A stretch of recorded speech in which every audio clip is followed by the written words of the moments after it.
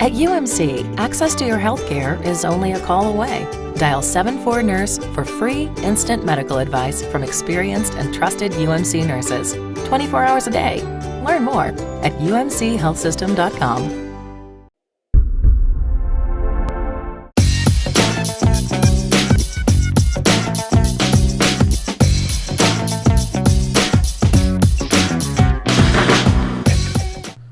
And welcome in everyone to RedRaiders.com. I'm Zach along with Don Williams. That means it's time for Don versus Twitter. And Don Williams, the ever-revolving door of quarterback drama at Texas Tech, has led to no shortage of questions again this week on Don versus Twitter.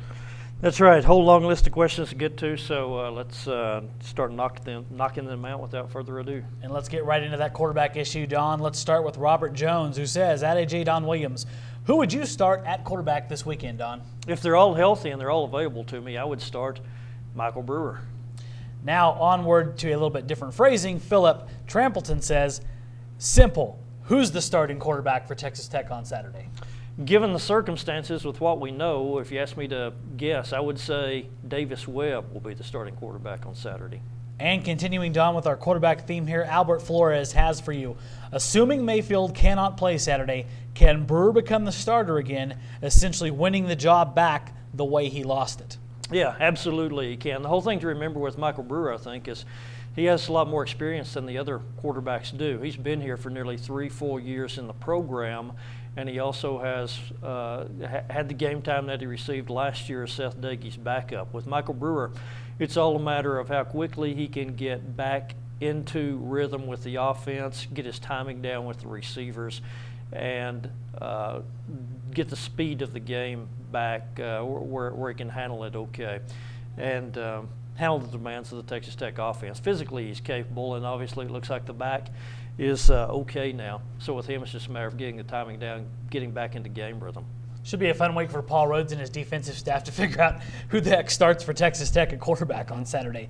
Don, continuing with another quarterback question of someone who maybe we lost sight of here, Dick Harris has for you, what happened with Clayton Nicholas? Why is he not even being mentioned in this backup quarterback role or part of the Derby? Well, he's behind the others, and the thing that Cliff Kingsbury said about Clayton Nicholas is he did not run an offense in high school that is as similar to Texas Tech's offense as what Baker Mayfield ran at Lake Travis and what Davis Webb ran at Prosper. He said those guys had a little bit more of a familiarity with the types of things that Texas Tech was doing when they came onto campus. And then complicating that means now Clayton Nicholas is quarterbacking, I believe, possibly scout team, right, or at least not.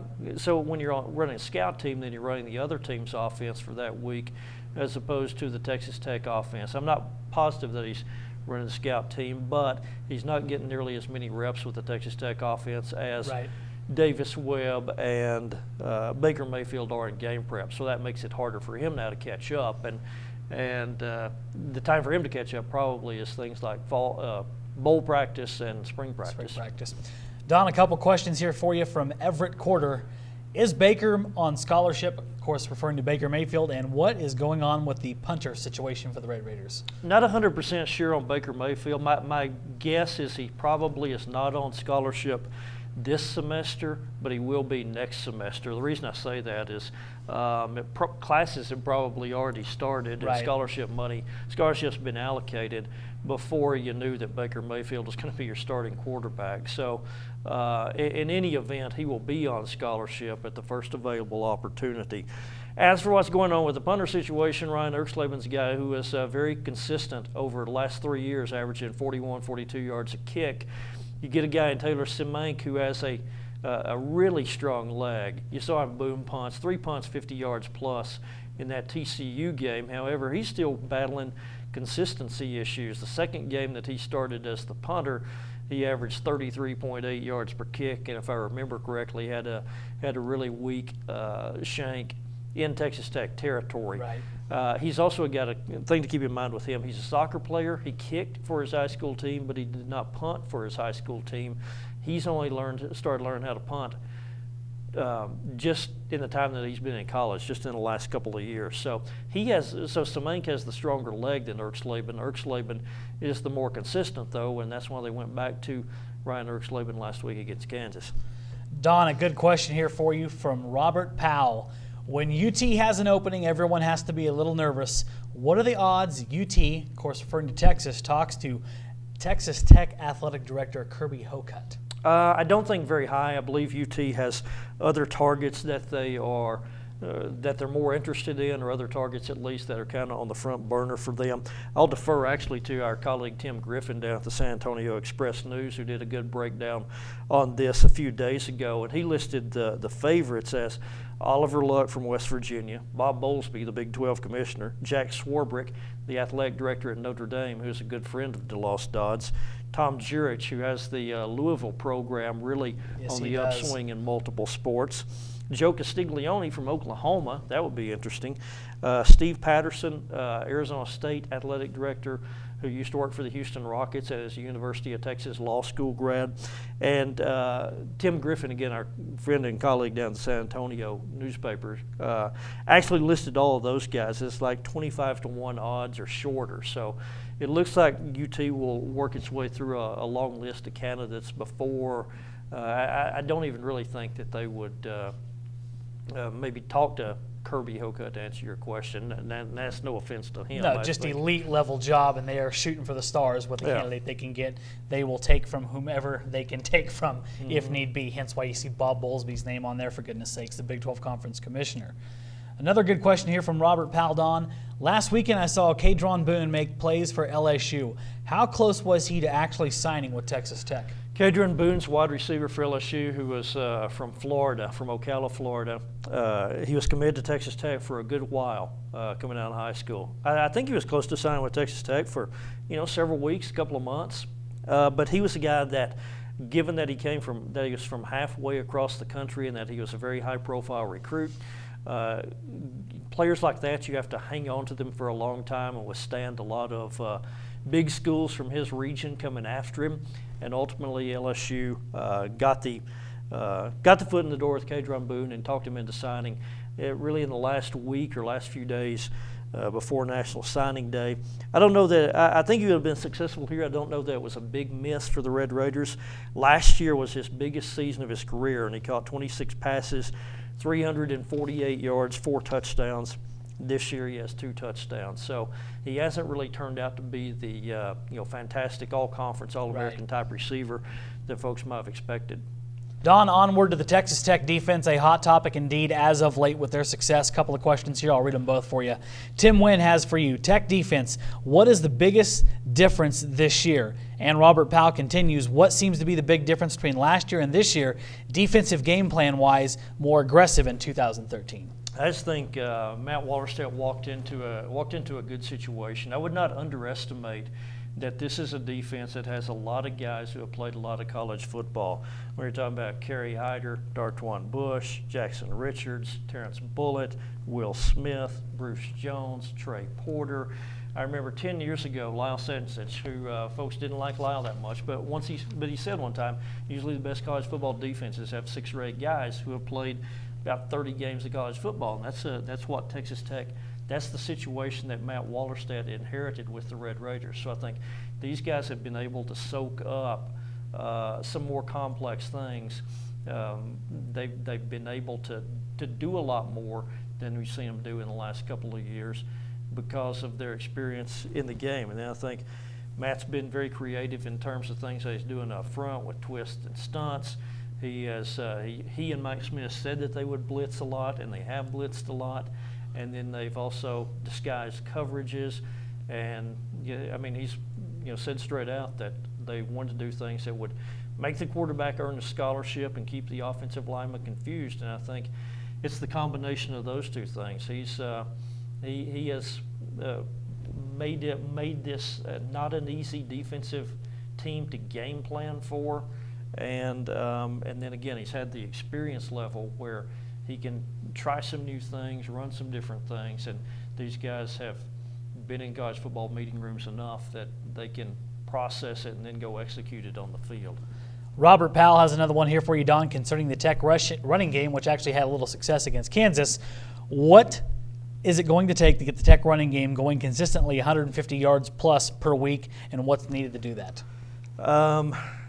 Kansas defense. Definitely helps a little bit for sure. Yeah, I don't know. I mean, to me, that's been probably the biggest disappointment of the team so far this year, because I thought, even though we knew the offensive line was a question mark, I thought they had enough there, particularly with Kenny Williams and DeAndre Washington's what they had accomplished in their careers. I thought they had enough there that they would be more effective running the football. The thing, though, that I continue to get consistently from Cliff Kingsbury is I don't think it's not a high priority to Cliff that this team runs the football for 175 yards a game.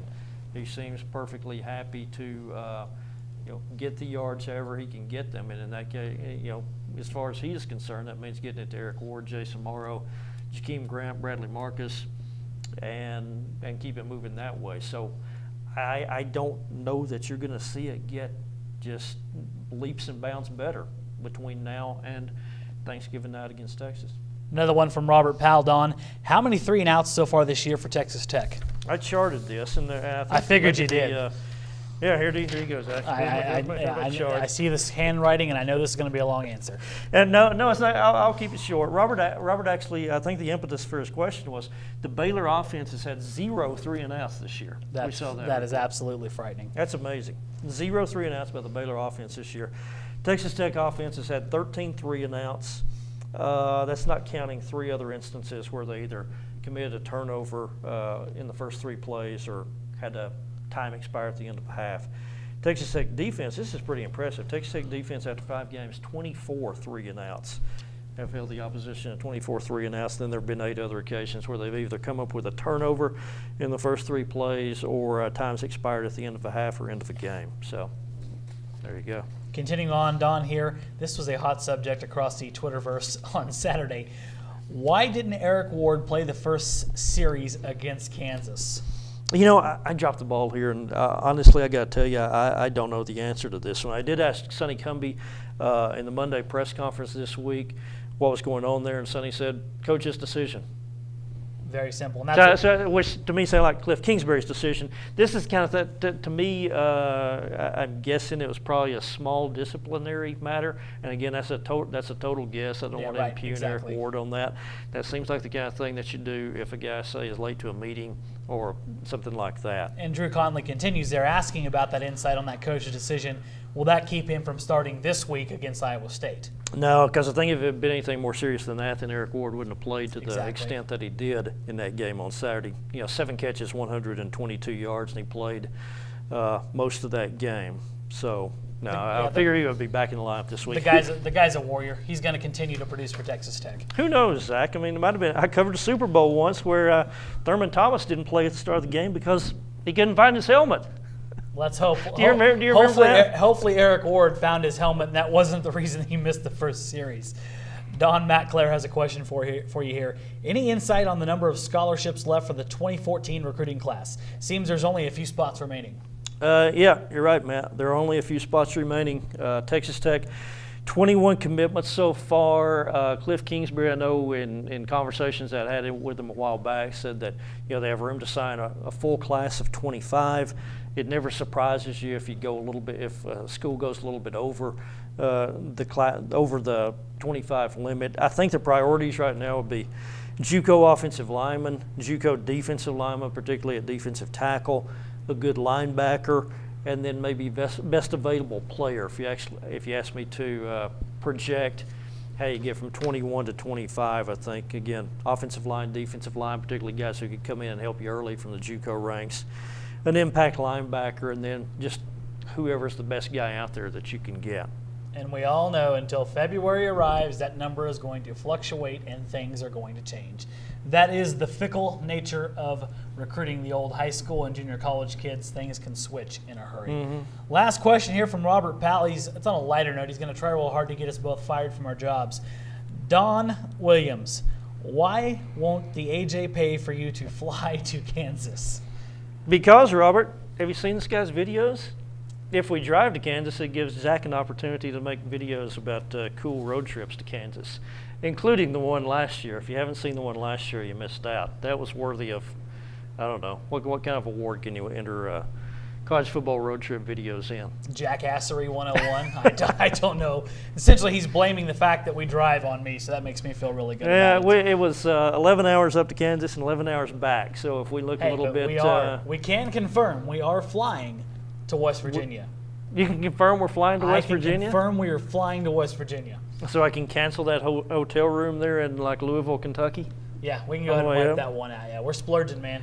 We're flying to West Virginia. Hopefully they have a place to land a plane in West Virginia, because that's something I actually worry about with that state. Yeah. On a more serious note, I mean, it's kind of the way of doing business these days. A lot of our colleagues in the Big 12 are driving all over the place. You know, some of our friends from Waco and Oklahoma and you know, other venues drive to Lubbock when their teams play here. So it's a sign of the times. It's the way things work right now. And it's a cost-cutting measure. Key point is that we're on the road bringing you the best coverage that we can of Texas Tech football, irregardless of how far we are driving or flying. Don, that's going to wrap up this week's episode of Don versus Twitter. A lot of good questions again, guys. Please keep those coming. We thank you so much for sending those in every week. And, of course, after the Red Raiders take on Iowa State on Saturday, go ahead and kick us some more. We'll get them on the air and answer them for you. Until that time, a lot more good coverage coming up this week from the Avalanche-Journal. Of course, our UMC Health System AJ Media pregame show coming up, and our topics discussion with Krista Pirtle. Until that time, we will see you. This is RedRaiders.com. I'm Zach Long, and that's Don Williams.